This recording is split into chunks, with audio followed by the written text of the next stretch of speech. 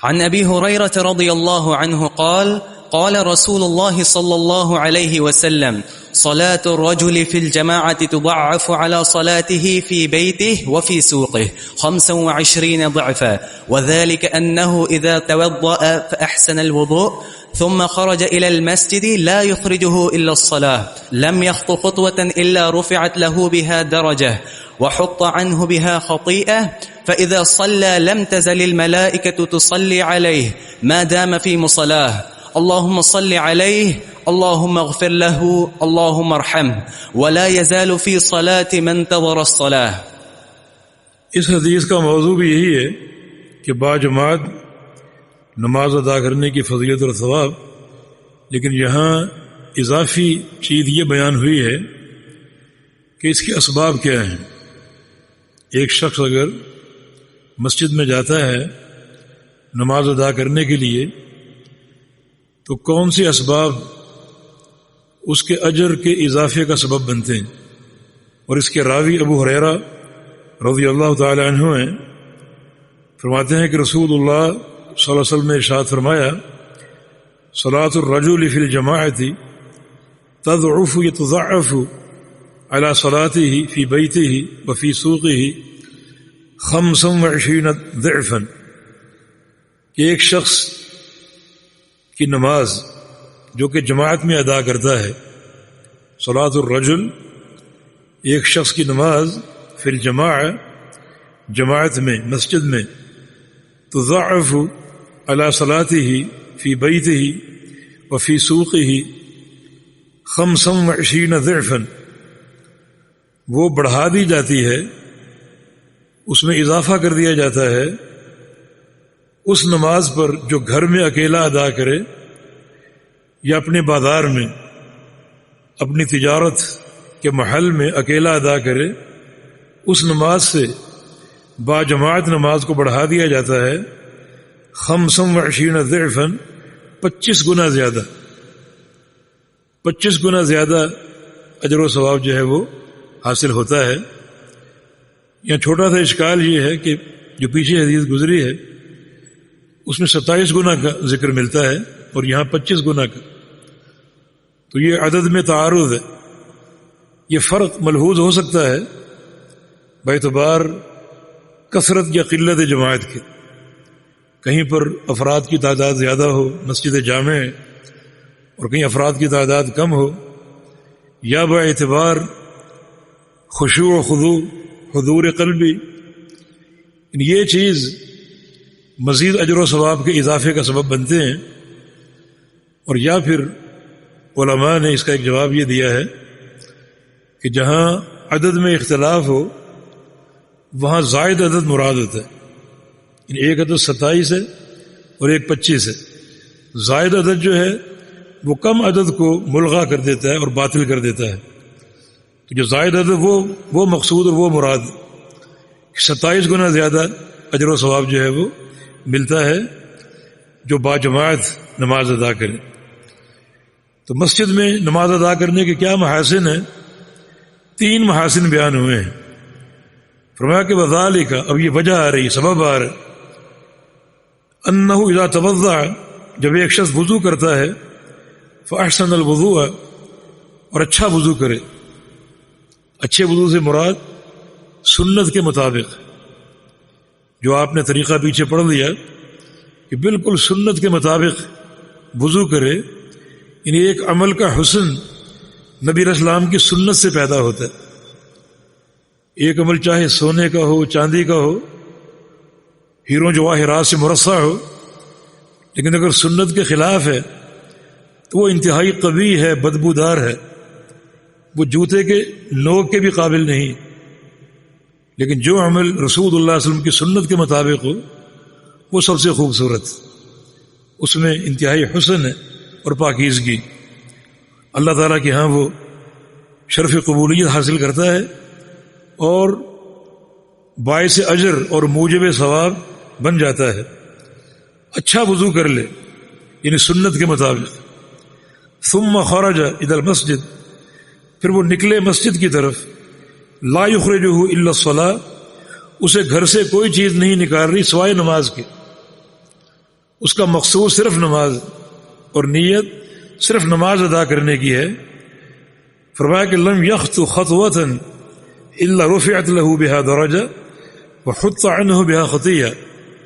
ایسا شخص جو قدم بڑھائے گا اور جو قدم اٹھائے گا، اللہ رب العزت ہر قدم کے بدلے جنت میں ایک درجہ اونچا کر دے گا اور ایک گناہ جھاڑ دے گا.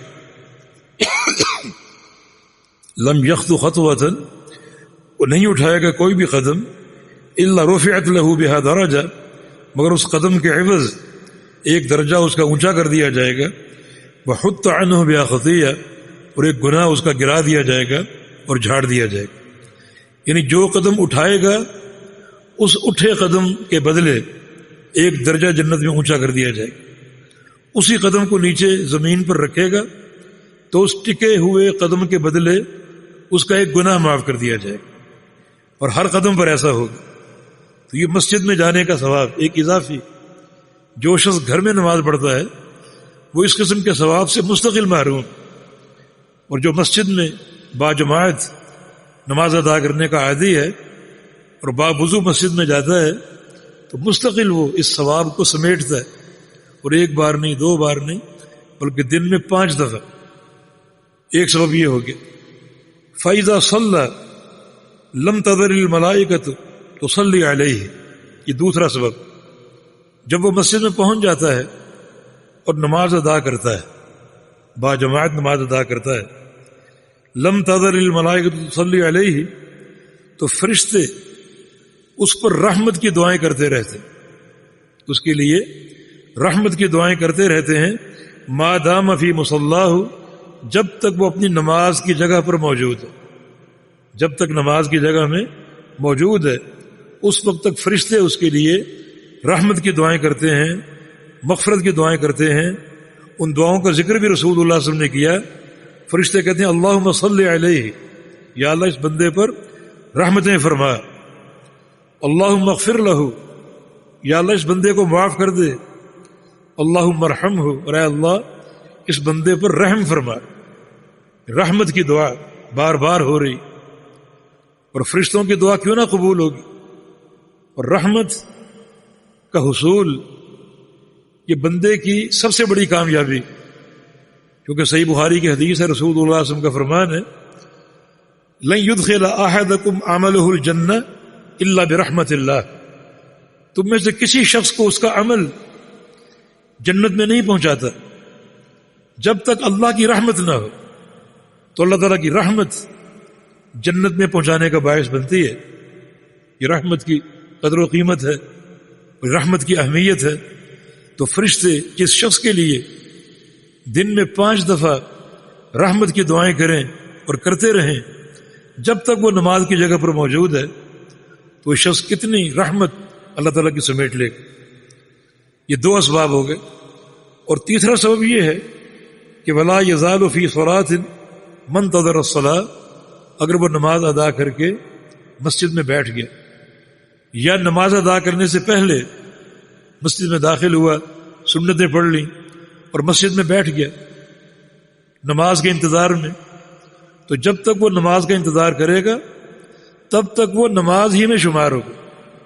جب تک وہ نماز کا انتظار کرے گا وہ نماز ہی میں شمار ہوگا.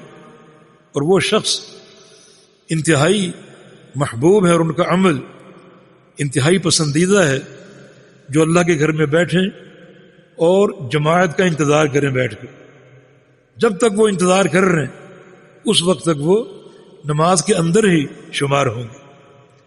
تو یہ مسجد میں جانے کے جو اضافی جو اسباب ہیں رحمت کے حصول کے اور ثواب کے حصول کے، وہ رسول اللہ صلی اللہ علیہ وسلم نے بیان فرمائے. اور چوتھی چیز جو آپ پہلے پڑھ چکے کہ باجماعت نماز جو ہے وہ اکیلے شخص کی نماز سے 27 گنا زیادہ افضل ہے اور بابرکت اور مبارک. ایک حدیث میں نے طبرانی کبیر میں پڑھی جس کی سند کے تمام روات کو علامہ ہیثمی نے ثقات قرار دیا، ثقہ قرار دیا.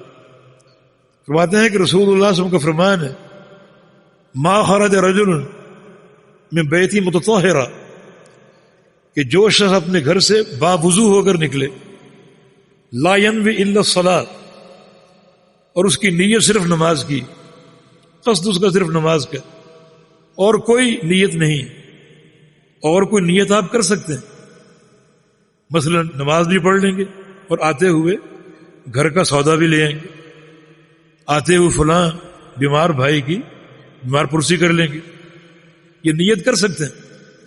لیکن یہ شخص گھر سے نکلے صرف نماز کی نیت لے کر، اور کوئی نیت نہیں، نہ کوئی خریداری، نہ کوئی ملاقات، بس نماز پڑھ کے گھر لوٹ آؤں، باقی کام بعد میں دیکھیں۔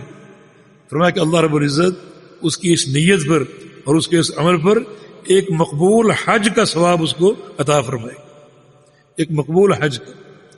تو دیکھیں یہ مسجد سے تعلق ایک انسان کی کتنی عظمت کا باعث ہے اور کتنا زیادہ اجر و ثواب کا باعث ہے۔ پہلے ایک حدیث سنائی تھی آپ کو کہ 3 عمل جو ہے وہ گناہوں کا کفارہ اور درجات کی بلندی کا باعث بنتے ہیں۔ ان میں سے ایک عمل انتظار الصلاۃ بعد الصلاۃ، ایک نماز پڑھ کے اگلی نماز کا انتظار کرنا، انتہائی محبوب عمل ہے۔ جی